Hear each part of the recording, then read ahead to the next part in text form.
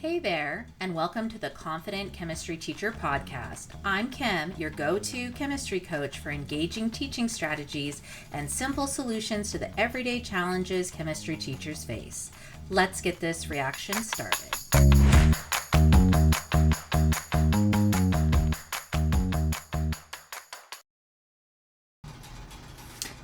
Hi guys, before we get started today, I just want to let you know I am so sorry. I apparently had my fan on rotate, and so as you guys listen to this, you're going to hear it go a little bit as I'm talking through there. So lesson learned, don't have your fan on rotate when recording a podcast. But this was actually the second time I recorded this podcast because the first time I forgot to hit the record button, and no offense guys, I didn't have time to do this a third time, so please bear with me.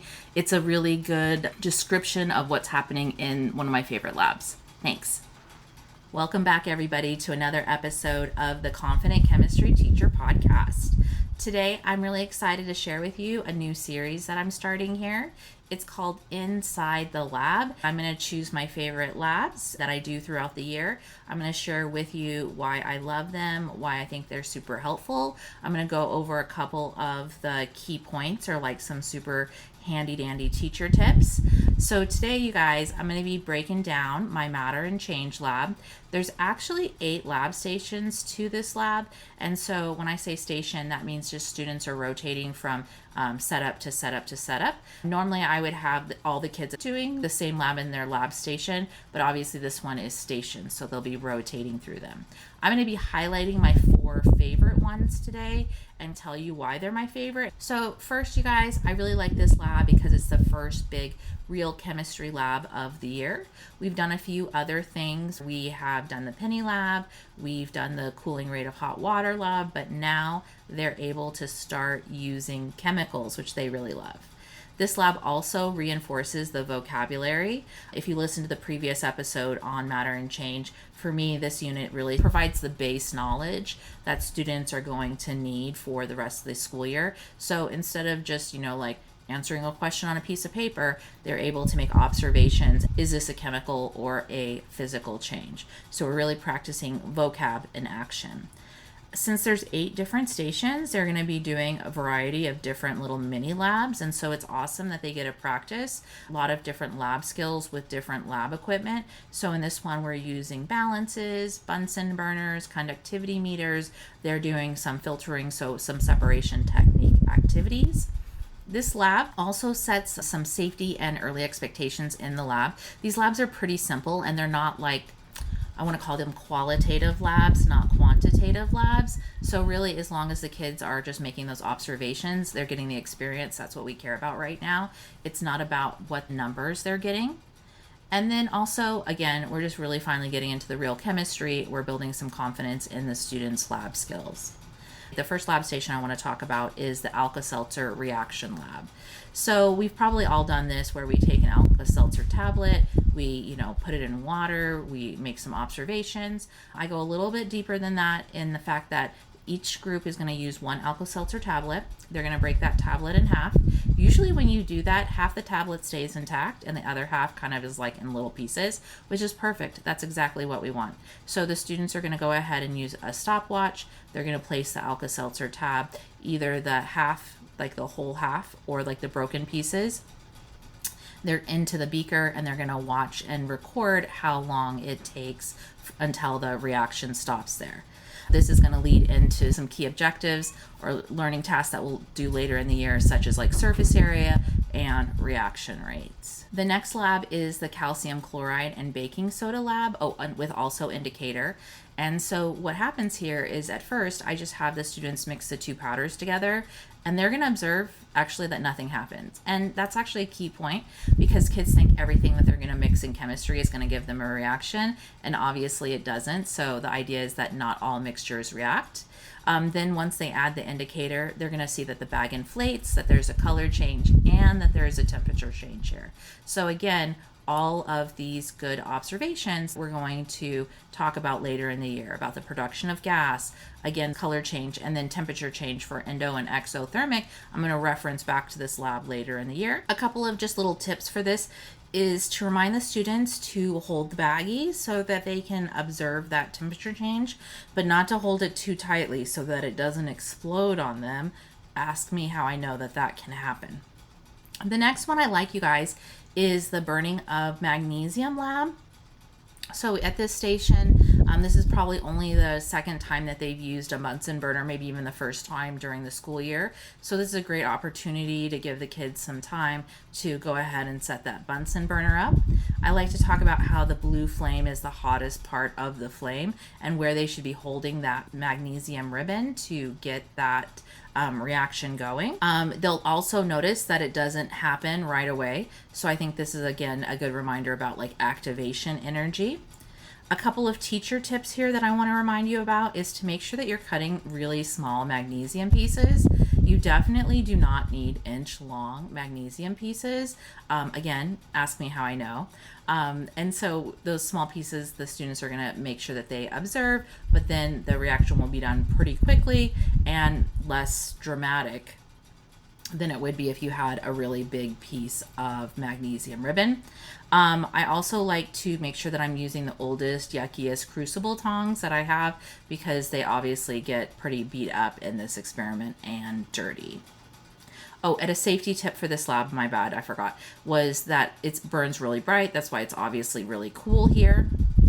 And so I remind the kids that like they would never look directly at the sun, so they shouldn't look directly at the burning magnesium. So I kind of tell them to use their peripheral vision to make those observations. This is a really great example of a chemical change because obviously the magnesium strips are nice and shiny when we start off, but then once we're done, we kind of have this like powdery mix here. Oh, one other teacher tip, sorry, I feel like I'm just going on, is I got some cookie trays from our cooking teacher. And so like on this one, I know it's kind of messy. So I'll just put like a small cookie tray underneath it and it contains the powder so it doesn't go everywhere. The kids are supposed to put it in a waste container beaker, but that doesn't always happen.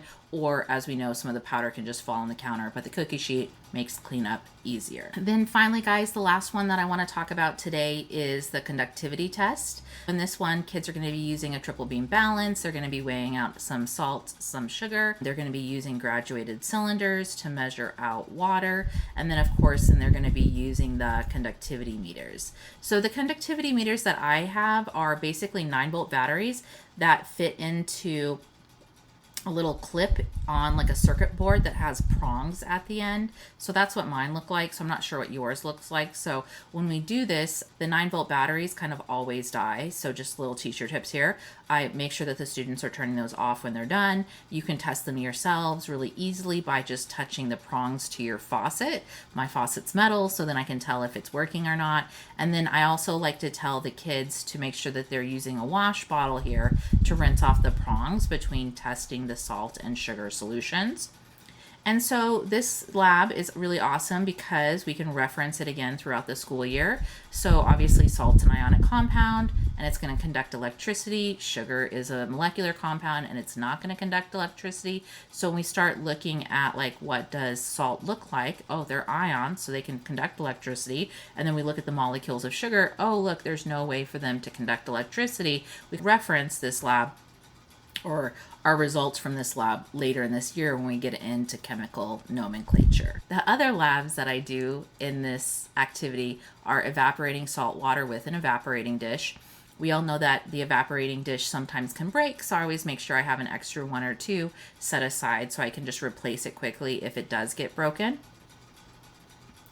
Another lab is they do the separation technique with a magnet. It seems pretty silly, but a lot of kids think it's pretty cool that they've got sand with iron fillings in it and then they can pull out the iron with the magnet. We also do another station where the kids are filtering salty water with sand using the filtering papers and a funnel setup. And then the other thing I want to mention, you guys, in this is there's a lot of things that are happening. And so at each station, I put a waste container. like a little beaker, not little, but like a 400 ml beaker, and I label it waste. And then I also label on it what we want to put in there for the waste. During my labs, I normally have, like in my fume hood or in the back of my classroom, a waste container, like a central one. But since we are doing so many different labs, I make sure to put a separate waste container at each of the lab stations. I also run this lab over 2 days now. Before COVID, I was able to get it done in 1 day, but I feel like kids these days have less lab experience than they did in the past. So I really try to tell the kids, look, let's get 4 done today. Let's get 4 done tomorrow. Another teacher hack that I use here is I always try to make a lab kit and use it from year to year. So in this one, I will have basically little plastic baggies with the stuff that I need for each station. In each plastic baggie, I also have an index card that lists what should be at each station. There's going to be some chemicals that will last for years. So in my little lab setup, I have Alka-Seltzer that's probably been in there for years. I have magnesium strips. Like, so if I have extra ones this year, I'll just put it back in there. The extra magnesium will last from year to year. But there are going to be some chemicals that don't last as well from year to year, such as like calcium chloride, hydroscopic. So it absorbs some water. So if you were to leave your calcium chloride out overnight, and I live in Las Vegas, so you guys might be like, we all know this, but on particularly humid days, if I leave it out overnight, I'll come in the next morning and it's kind of like a watery kind of mixture thing, which is kind of gross. So the point here is there's going to be some chemicals you can leave in your equipment boxes, and there's going to be some chemicals that you're going to need to refresh from year to year. And I just make a little note of this on each station's index card. Another teacher hack that I really like to do for this lab is, since there are 8 different stations that we're doing, I have these plastic paper trays. One tray will be lab station 1, lab station 2. And then while I'm teaching, sometimes you might find yourself with little pockets of time. So I can grab some of the equipment for lab station 1 and set that up. And then I might have 5 minutes later in the day, and then I can grab the stuff for lab station 2, put it in that little box. And then that helps me just get the lab done in those small moments of time during the day that you might not know what to do with. This also actually works amazing if you have a student aide.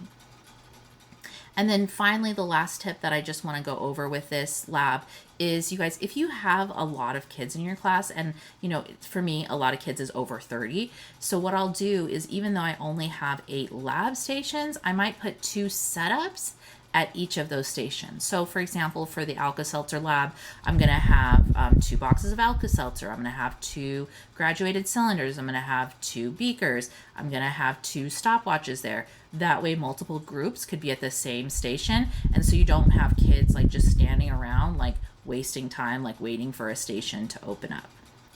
Okay, I hope that this was helpful, that you found listening to how I run my Matter and Change lab interesting. If you've got any questions, please let me know. And you guys, if you have like a lab that is way more awesome than the one that I am describing here, please share it with me, because I am always looking to build up my knowledge and be a way more awesome chemistry teacher. And then I can share your lab with everybody else, and then we can all be more awesome chemistry teachers together.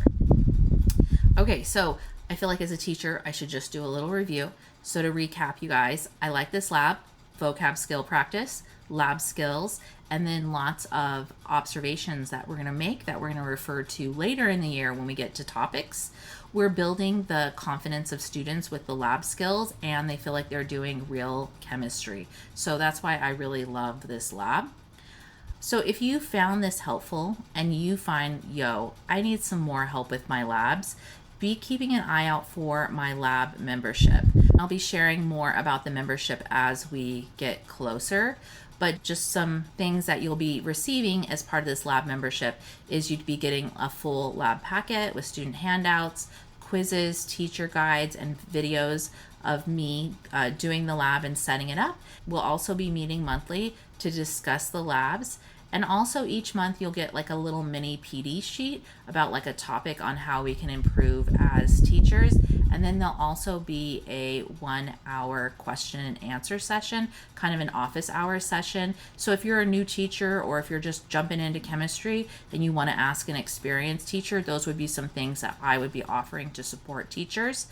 So please reach out and let me know if you're interested in that, or at least keep an ear out, and I'll be putting out some more information. So until next time, you guys, keep experimenting, keep inspiring, and keep making your classrooms more awesome. Happy teaching!